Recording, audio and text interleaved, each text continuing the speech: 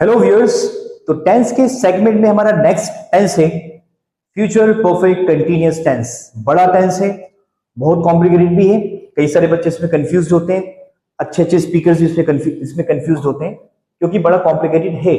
Future perfect continuous का इस्तेमाल वहां पर किया जाता है जहां पर आपको किसी से यह कहना हो कि फ्यूचर में एक काम एक समय से शुरू होकर एक समय तक होता रहेगा, यानी कि वो 2 बजे से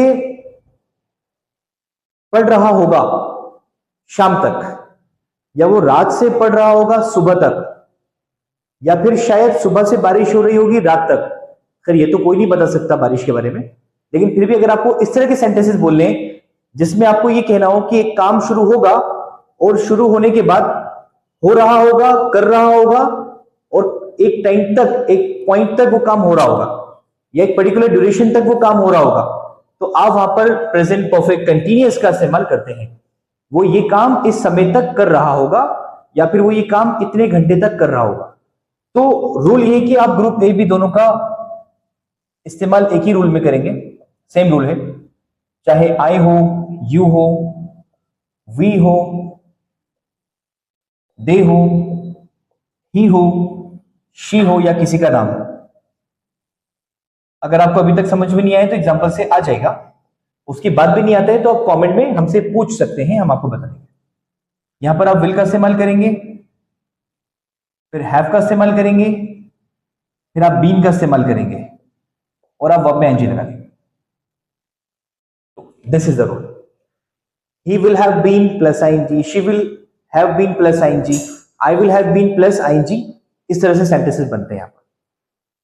तो देखिए आगे का रूल ये है कि आपको जब भी एक टाइम बताना है कि इतने समय तक ये काम हो रहा होगा, तो आप वहां पर टिल का इस्तेमाल कर सकते हैं, और आप वहां पर बाय का इस्तेमाल भी कर सकते हैं। एक बात तो ये हो गई।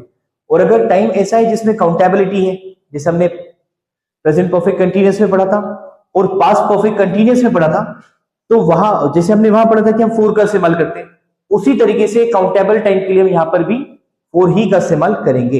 अभी सारे एग्जांपल्स आपके सामने आने वाले हैं। जैसे कि हमें कहना है कि वो 2 घंटे तक बाइक चला रहा होगा, तो ये सेंटेंस बनेगा he will have been riding the bike for 2 hours. ये बन गया। इसी आपको कहना है कि शायद सुबह तक बारिश हो रही होगी, बारिश शुरू हो गई है, शायद सुबह तक हो ही रही होगी, तो आप कहेंगे it will have been raining by morning, by the morning. तो आप इस तरीके से प्रेजेंट परफेक्ट कंटीन्यूअस का इस्तेमाल करते हैं। अगर आपको दोनों ही टाइम मेंशन करने, जब जिस पॉइंट से शुरू हो रहा है उस पॉइंट से लेकर जो पॉइंट पर खत्म होगा, या जिस पॉइंट तक चल रहा होगा, सर्टेन पॉइंट, डेडलाइन, अगर आपको दोनों मेंशन करने हैं तो आप दोनों भी मेंशन कर सकते हैं। जैसे कि वो सुबह से शाम तक पढ़ रहा होगा, सुबह से शुरू करेगा पढ़ना, यानी फ्यूचर में शुरू करेगा सुबह से पढ़ना और शाम तक पढ़ ही रहा हो, तो ये सेंटेंस ऐसे बनेगा he will have been studying from morning till the evening, from the morning till the evening, ऐसे। और आप ऐसे भी कर सकते हैं he will have been studying from the morning by the evening. दोनों तरीके सही है। तो दिस इज पॉजिटिव। अगर आपको उसका नेगेटिव बनाना है तो आप विल के बाद नॉट लगा दें, या इसको वांट कह दें, वो भी सही है। बाकी सब कुछ सेम रहेगा, हैव बीन प्लस आईएनजी। और अगर आपको इसका क्वेश्चन बनाना है तो आप विल को सेंटेंस के बाहर कर लेंगे, और ये एक सवाल बन जाएगा, सब्जेक्ट आएंगे, उसके बाद वही हैव, बीन और वर्ब में आईएनजी। देन आपको पता है फोर का इस्तेमाल करके आगे बढ़ाना है और टिल या बाय का इस्तेमाल करके आगे बढ़ाना है। तो सवाल भी बन सकते हैं जैसे कि क्या तुम 2 दिन तक ट्रेवल कर रहे होगे, 2 दिन तक ये काम जारी रहेगा, तो आप कहेंगे will you have been travelling for 2 days. ऐसे क्या लगता है, क्या शाम तक बारिश हो रही होगी, तो what do you think, will it have been raining by evening. ऐसे नेगेटिव बनाना है तो आप विल के बाद नॉट लगा दें, जैसे कि वो मसलन वो 12 बजे तक नहीं सो रहा होगा, या वो 12 बजे तक नहीं सोता रहेगा, तो he will not have been sleeping by 12 o'clock.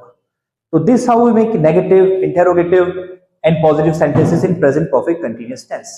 Thank you so much.